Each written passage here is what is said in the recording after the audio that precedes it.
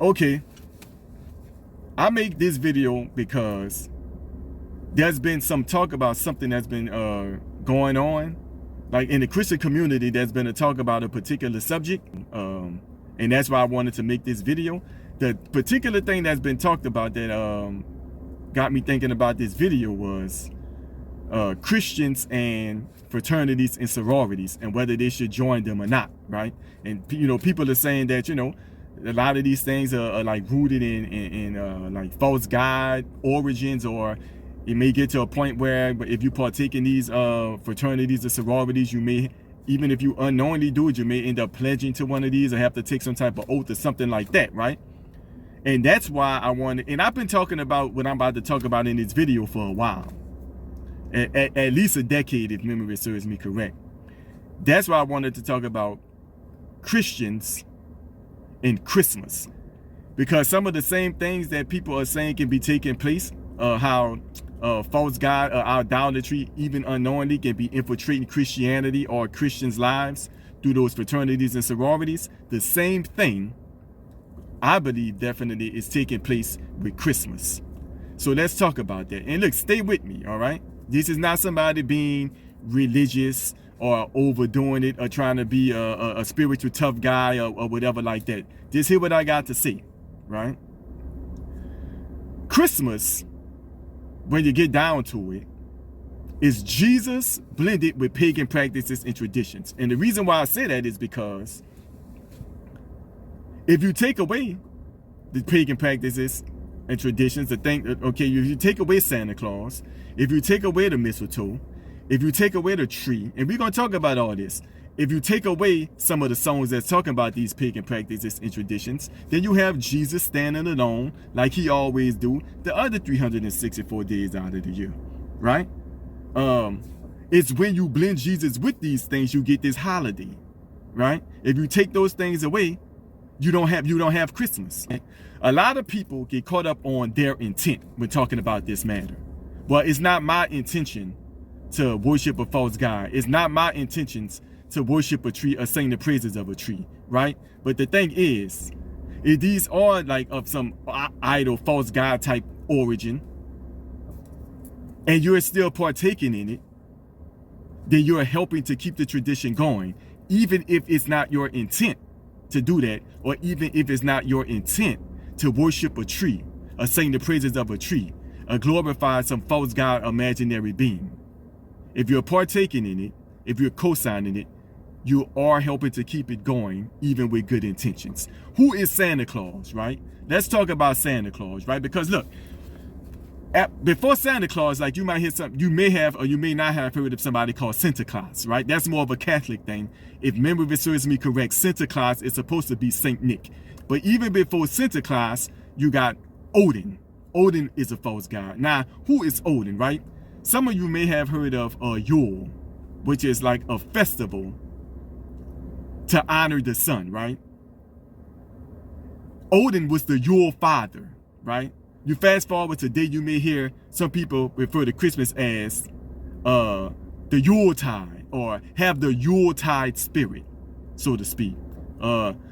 Santa, like I said, Odin is the Yule father. Santa Claus is sometimes referred to as Father Christmas, right? Just like today, you may hear the song, the 12 Days of Christmas. You also had the 12 Days of Yule, right? Now you have to ask yourself, is all this a coincidence? Because look, in Greek, let's say Greek and Roman mythology, right? You may hear of the same idol or whatever you want to call it under a different name once it's in a different culture. I think we need to ask ourselves, is that same thing happening with Santa Claus, right? Because you have all the Yuletide spirit, Yule Father, Father Christmas, 12 days of Yule, 12 days of Christmas, right? Could it be that this false god, whoever he's supposed to be, right, just in a different culture, in a different tradition, it's under a different name, but it's the same legend of this false god? And would that be a good thing to co-sign, to be a part of as a Christian, right? Because look, Santa Claus today in Christmas, right, is some imaginary being that kids get told, this imaginary being knows all about them all year long. He knows when you've been good. He knows when you've been bad. He's going to come in, and he's coming to your house. When he comes to your house, make sure you leave stuff out for him for his arrival. Now look, if it was anything else other than Christmas, because a lot of us didn't make a decision to start partaking in Christmas, right? It was already here before we was born, way before we was born, right? So we were just born into it, and it's already associated with family and good time, and it's even lumped up and associated with Jesus, right? So a lot of us didn't even make the decision to start partaking in this holiday, and don't think nothing of it once we do.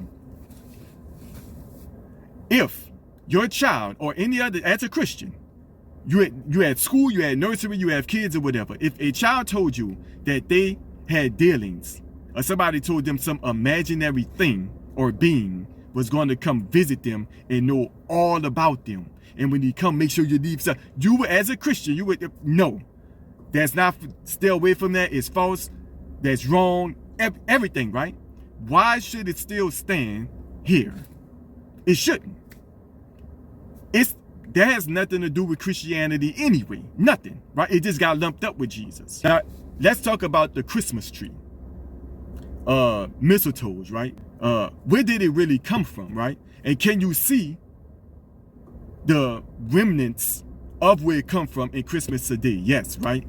Back in the day, they were into tree worship, right? That evergreen tree, or it can stay green. If memory serves me correct, they felt like, okay, this must be some type of special tree, I guess, in their mind, maybe. It have special powers because it's, throughout the harsh winters and stuff like that, it's able to stay preserved and stuff like that, right? So they worship the tree. They practice tree worship. It would say that they would cut down the tree and bring it in their homes. As far as the mistletoe, the berries and stuff, they felt like the mistletoe have them good luck. They'll cut off a piece and carry it around for good luck and stuff like that, right? Now let's fast forward to today. But let's go to the song. Let's hear how around Christmas time this tree gets sung about. Look up the lyrics to Christmas Tree, Oh Christmas Tree. It's a praise song to a tree. It's singing the praises of a tree. But like I said, it can't be really that surprising if the tradition of the people you got it from was to sing the praises, praise the tree, right? And you blend it with G, because that's what a lot of people say it come from, right? It was said that back in the day, people was trying to win pagan people over to Christianity. And in order to do that, they took some of the stuff that they was already caught up in and involved in, and they blended the two of them, and that's how you get this holiday. But as Christians, we know that's a big no-no. We don't blend ourselves with idol worship and false god stuff and stuff like that, right? We leave that and try to help people to come up out of that and just leave it right there. We don't blend stuff together. That's a no-no, right? What we do in the natural can have spiritual effects, whether it's good or bad, whether we praise God, whether we pray to God, whether you fast or whether you sin, right? These things can have spiritual effects, right? Don't think that these things here are void of having spiritual effects, right? I mean, look at where they come from. Are you unknowingly or knowingly keeping up the traditions of bad spiritual practices? I definitely believe it's spiritually dangerous to keep these traditions going, all right? Because they're ungodly. Now, as Christians, we know what we do in the natural can have spiritual effects, whether it's something good or whether it's something bad. This walk is not just a natural walk, it's a spiritual walk. We know that as Christians. Yeah, your family might do this, and they might be big on it. It might be the favorite. It might be when everybody come over. Your church might do it. It might be a well-respected person that's a Christian who been celebrating it. Your pastor might do it. It might be a culture at your church or whatever, right? Okay, I'm not trying to tell you that those people are like necessarily evil demon people or whatever, but they are human beings just like the rest of us who are capable of being in error about this, right? Santa Claus ain't got nothing to do with Jesus. Mistletoes ain't got nothing to do with Jesus. That Christmas tree ain't got nothing to do with Jesus. Those songs singing the praises of a tree and singing about the Yuletide, what does that have to really do? What does that really have to do with Christ, You know, should these pagan spiritual practices be lumped up with Jesus? Or should Jesus stand alone and stand on his own too, like he's more than capable of doing? Should you co-sign that? If you come into the knowledge of the truth about this, or already know this, right? Because like I said, people get caught up in their intent. Because if you are a Christian and people know you're a Christian or look at you as a Christian, right? And you are supposed to be looked at as somebody who's like, if you know about this, you could be the reason why they stumble when it comes to these things. And you will be somebody who know better. You will be somebody who know there could be spiritual effects to what we do in the natural, right? You could not have intent to tell your kid that this imaginary being is going to come visit them and all that. But if you know about it, if you co-sign this tradition, if you co-sign the Christmas tree, if you co-sign some of the songs that's talking about some of these pagan practices and traditions, the holiday ain't just about Jesus. The holiday is about its pagan practices and traditions blended. Look, this is already what it was. Like this was around before we was born. Christmas is what it is already. We can make a decision to say, I'm good on Christmas, or you can make a decision, which I think is definitely the wrong decision, to continue to partake in it. Particularly if you know better, you have to get over your own intentions. Because like even if it's just you, for your sake, right? Can I go steal just because I mean well? No.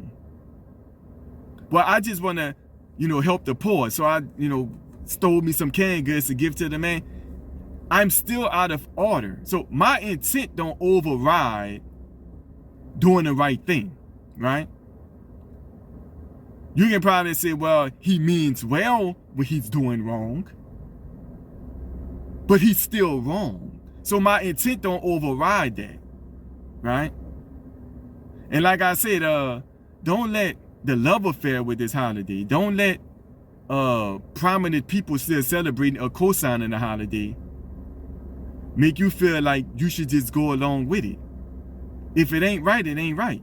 Let Jesus stand on his own too, like he's more than capable of doing, and don't blend all this other stuff with him, because it shouldn't be anyway. See the invisible stuff.